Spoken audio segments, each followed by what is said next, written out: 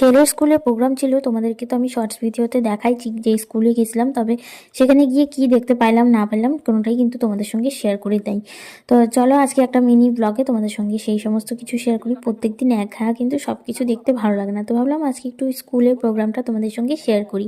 যদিও এবছরটা আমার হচ্ছে কি একদমই হাওয়াও ছিল না, কারণ কি আগের বছরও আমার ছেলে ডান্স করছিল, তবে আমরা একটুও দেখতে পাইনি, মানে বুঝতেই পাইনি ওদের ডান্সটা কখন হয়ে গেল।